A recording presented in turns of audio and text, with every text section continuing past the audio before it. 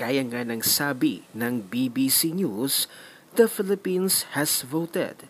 Now the Game of Thrones begin again. Pero heto't ibinalita na mismo ng BBC News na delikado daw si BBM dahil sa naging resulta ng elections ngayong 2025 at isama mo pa ang mahina daw ang ekonomiya ng Pilipinas. Sa ibang banyaga na mismo nang galing ang mga statements na to at hindi sa Pilipinas. Ewan ko na lang kay Auntie Claire, baka sabihin na naman niya fake news ito. At nang malaman ni BBM na talagang siya ay delikado na, heto't hindi na niya ipupush ang impeachment trial kay Vice President Sara. Bakit kanyo?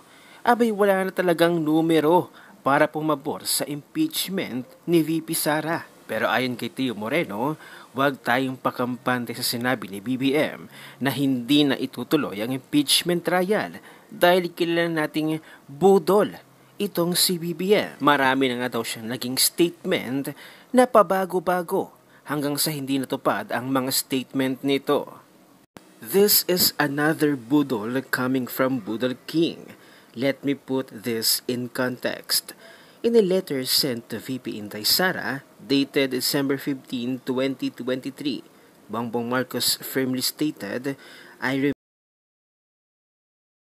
that the jurisdiction of the ICC over the Republic of the Philippines, after the effectivity of its withdrawal therefrom, is very much in question.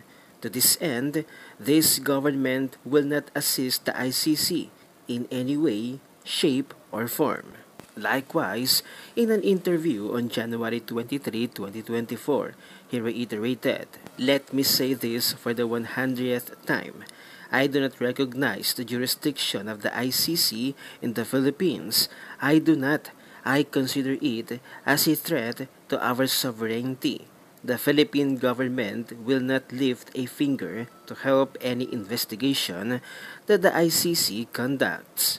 Furthermore, on August 28, 2024, Department of Justice Secretary Crispin Remulla stated that the ICC and Interpol must go through Philippine courts before enforcing any arrest warrant or judgment. However, despite all these public pronouncements, Rody Duterte's illegal and unlawful arrest took place last March 11, 2025. Now, the same playbook is being employed by BBM through her attack dog, Attorney Claire Castro. This time, about the impeachment case. One thing is sure, BBM is a budol king and he does nothing in the country but to budol all Filipinos. Do not be deceived. Ang hirap mapagtripan ng adik. Gayon din ang analysis ni Mr. Will Talker. Kunwari, hindi itutuloy ni Presidente ang impeachment trial ni Vice President Sara. Pero ang mga galamay naman niya sa ibaba, ang House of Representatives, ang mga kongresista ang gagawa nito para nga naman safe ang Pangulo. At pinagmumuka ni Attorney Claire Castro na anghel at hindi gagawa ng masama ang Pangulo, na sa kabilang banda ay tinatrabaho na pala ng pinsan ni BBM si Vice President Sara. Narito ang full video, panoorin natin. Ang galing ng strategy ng Marcos admin. Ang galing mo, Mr. President. Kunwari, no, kung tatanungin mo ang administrasyon about sa impeachment ni VP Inday, kunwari, like kanina, di ba, tinanong si Claire Castro about dun sa impeachment. Ano daw ang masasabi ng Malacanang sa impeachment ni VP Inday? Palagi nilang sinasabi, wala daw kinalaman ng presidente dyan, hindi naman daw yan ipupush ng presidente. Di ba? Ang galing-galing, di ba? Yung parang pinapakita nila sa tao na ang imahe ng Malacanang ay mabuti, anghel. Pero malalaman mo na lang, tinatrabaho na pala ng pinsan ni BBM na speaker ng gobyerno na to, na parte ng Marcos admin ang impeachment. Si Romualdez pa, si Tambaluslos pa, ang nag-contact kay Laila de Lima at saka kay Cheljuk, no, na maging parte ng prosecutor team. Ang galing! No, talagang grabe, no?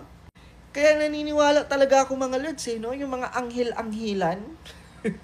Yung mga anghel-anghilan. Totoong demonyo, no? Tapos pinapaniwala tayo na walang alam dyan si Mr. President. Sino pinaglululoko nyo? Pinsan niya ang speaker. Hindi ba niya mapagsabihan? Diba? Pinsan niya. Presidente siya.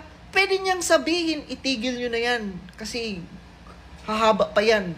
Gugulo pa yan. Mag-focus na lang sa pagtulong sa mga Pilipino.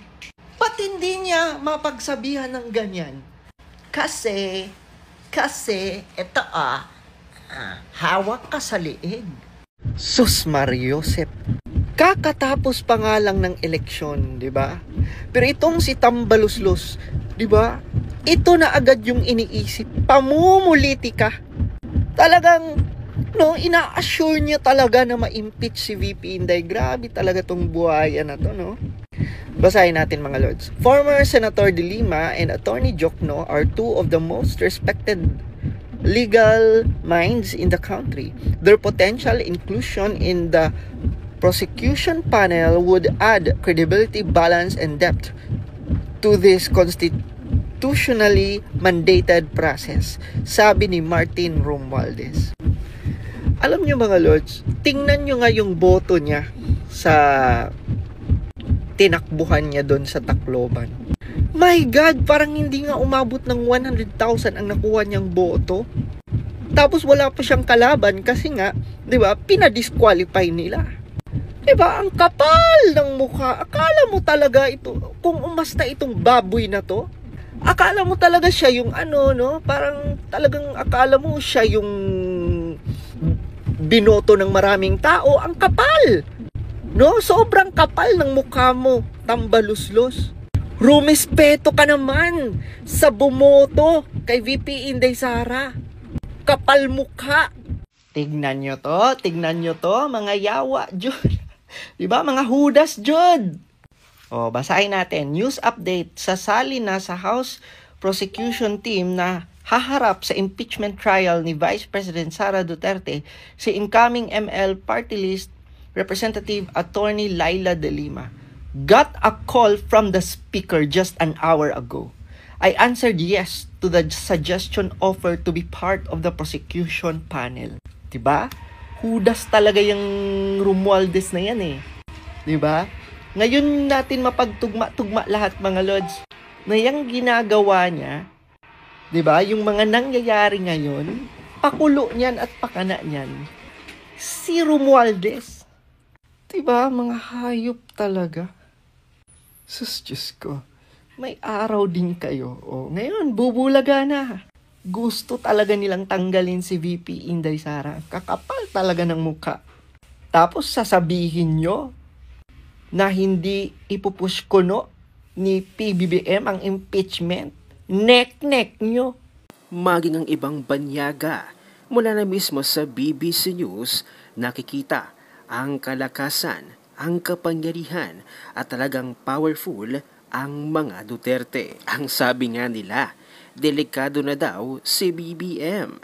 Ano ang inyong opinion? Huwag nang kalimutang i-share ang video na ito, mag-iwan ng comment at like.